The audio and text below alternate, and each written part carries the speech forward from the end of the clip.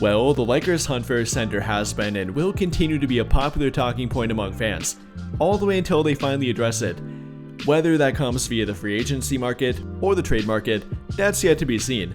And while you probably heard of names like Nick Claxton, Miles Turner, maybe even a guy like Clint Capella or Brook Lopez, some of which might be realistic, others not so much, there's not been much talk about lesser known targets or guys that might not take as many assets to acquire or would not be as pricey for them to acquire.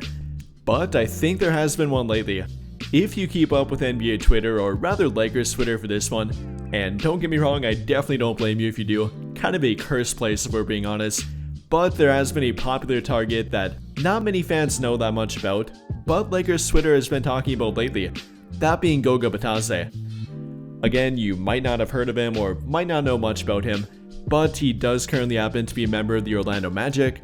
No, is not a free agent, is under contract, so he would have to be traded for, but he might be exactly what the Lakers want and kind of what they need at center.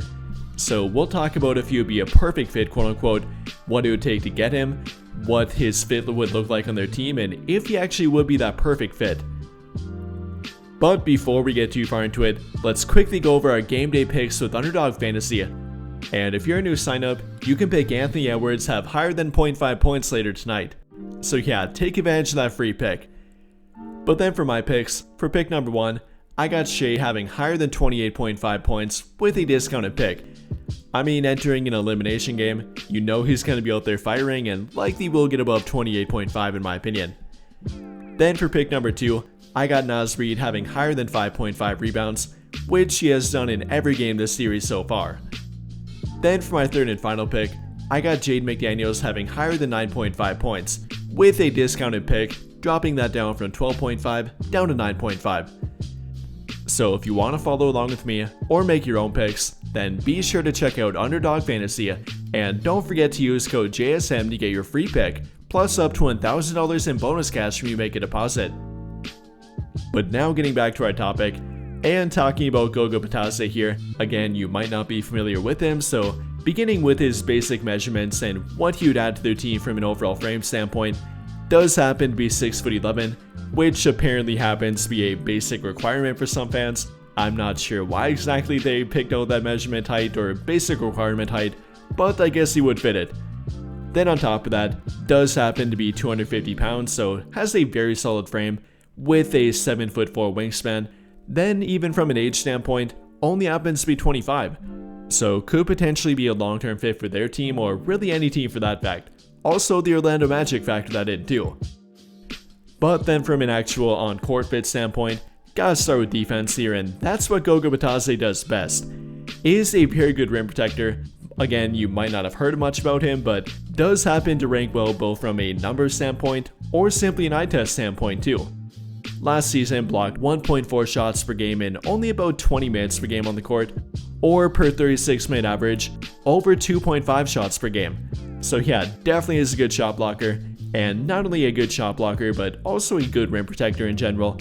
Offers good help side defense, does rotate well on defense, can move his feet fairly well for a big, and simply put, is a very good and actually disciplined defender. But unlike a guy like Miles Turner for example, he's not only a good rim protector, but then he's a good rebounder too. An often forgotten or overlooked part for a center, especially from a defensive standpoint, rebounding does happen to be a part of it. Gotta not only protect the rim, but actually corral the rebound, and then get your offense started. And Bitadze can do that for a team. Last season grabbed 6.6 rebounds per game in, again, only 20 minutes per game, or per 36-minute average, roughly 12 of them per game. Having a career average of 4.1 rebounds per game in only 14 minutes per game. So no matter what we look at it, good rebounder for a big, does happen to be a physically imposing presence around the rim, actually boxes out fairly well, and that's something the Lakers could definitely use more of.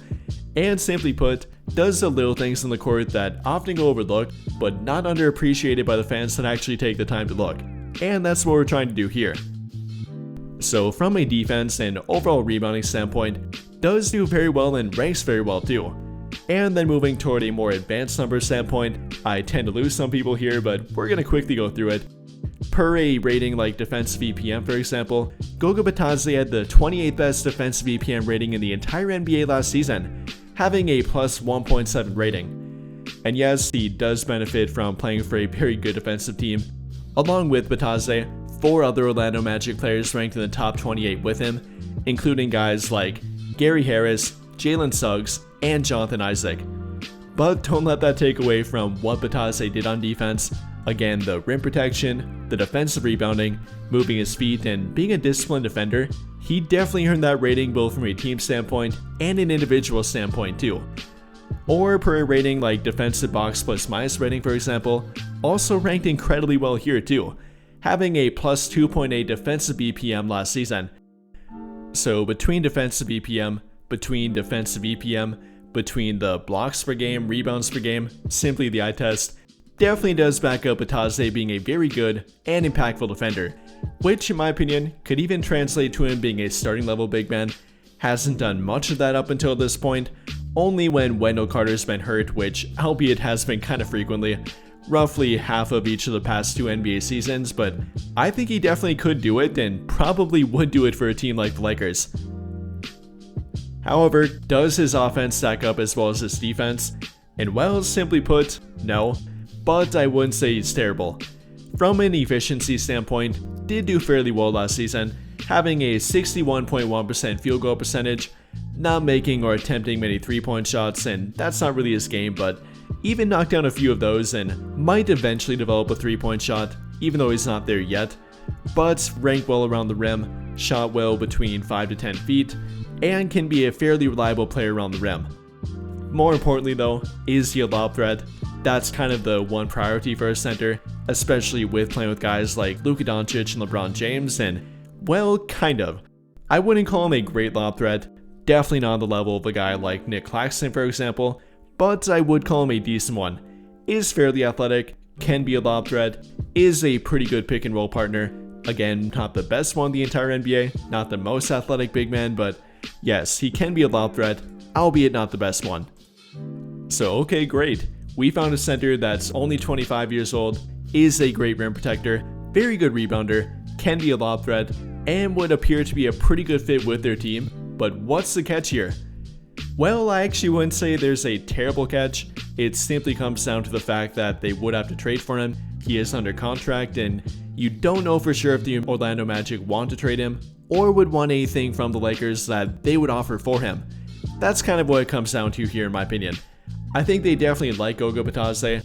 Again, wasn't a starter for them, but is the direct fill-in player for when Wendell Carter doesn't play or when he's hurt, which again does happen to be about half of every NBA season. But then again, they did go away from him during the postseason, only played a grand total of 11 minutes in their first round loss to Boston. So I guess they don't feel like he's absolutely dependable in their rotation, doesn't have to be a guy that they always turn to, and might not be a guy that they're directly unwilling to part with. So I guess I wouldn't say it's a terrible thing, isn't a red flag, and wouldn't be impossible to trade for him, but it might be fairly difficult. And yes, that probably would mean parting with either draft compensation or Dalton Connect. And the only trade I could come up with here that would make sense for both teams probably would be something like Gary Harris and Goga Bitadze for Maxi Kleber and Dalton Connect.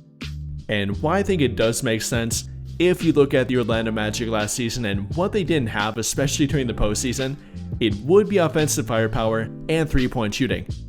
During the postseason, again only 5 games and only made it to the first round, they were the worst 3-point shooting playoff team by far.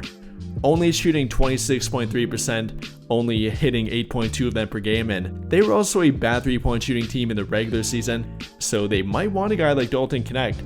Might want to and likely do want to upgrade their 3-point shooting, and that might come with a guy like Dalton Connect. Would fit their long-term timeline, might be a guy they'd be willing to trade Bitadze for, and it could be viewed as a fairly equal swap if the Lakers view it that way anyways. Like I've talked about lately, I don't want them to trade Dalton Connect for simply anything. Maybe it could be for a center, but can't simply be a throw and chip at this point. I feel like we've gotten a bit too lax with Dalton Connect trades, simply throwing him in to make the money work, or trades that are not really worth it for him. So that does have to be something we talk about here and really weigh heavily. I like Dalton Connect. I think he's nowhere near his ceiling yet and showed some really good promise as a rookie, so I'm not willing to part with him for just anything. Would it be for Goga Bitadze? maybe. I'm not sure it's my favorite trade for that, but I really do like Goga Bitadze, so I'd think about it, but I would prefer to give up a different asset if they could. But the problem here again is that I really don't see it happening. If the Orlando Magic would trade him and make a trade with the Lakers, I think they would ask for Dalton Knecht here. I mean, they're obviously not going to ask for Austin Reeves or Goga Bitadze. That's not fair and they know it, so they probably would ask for Dalton Knecht. I mean, they're not trying to tank, so they're not really looking for expiring contracts or draft picks that heavily. Obviously wouldn't say no to a draft pick, but more so looking for young players that fit their timeline and could immediately help them as well. Which again would point to a guy like Dalton Knecht. So I guess it comes down to that. Would you be willing to trade Dalton Knecht for Goga Bitadze? Maybe. I think it would sweeten the pot if Gary Harris would be in there with him. Kind of a throw-in player at this point. Didn't play much for them last season and is declining a little bit, but could be a decent replacement and does kind of fit that 3-and-D mold. Is a solid 3-point shooter, maybe not the best one, but roughly a 37% career 3-point shooter. Is a fairly good defender, like I pointed to with the defensive EPM rating. I think that might be more benefit from the crowd kind of thing with him, but still is a pretty solid defender and would be a decent fit for their current timeline, more of a short-term timeline compared to the Magic, and would kind of help me feel better about trading Dalton Knecht if they're getting Gary Harris with Goga Bitadze. Now again, no idea if the Orlando Magic would want this, but if they would trade Goga Bitadze or make this kind of trade with them, I think they would want Dalton Knecht and probably center the trade around that, which I might be willing to do if this kind of trade would be a reality for their team and if they would part with Goga Bitadze with a decent fitting role player for their team like Gary Harris, then I might be willing to do it. But with all of that being said, what do you guys think? Is Goga Bitadze a perfect fit for their team? Should he be a trade target for their team, and would you make this kind of trade that I pointed out? Or are you completely against it for one reason or another? Let me know your thoughts in the comments down below. But I think that'll pretty much do it for this one. And if you enjoyed the video, then I would greatly appreciate it if you dropped a like, subscribe to the channel if you have not already, and hit that notification bell to never miss out when I upload a video. But as always, thank you for watching and have a great day or night.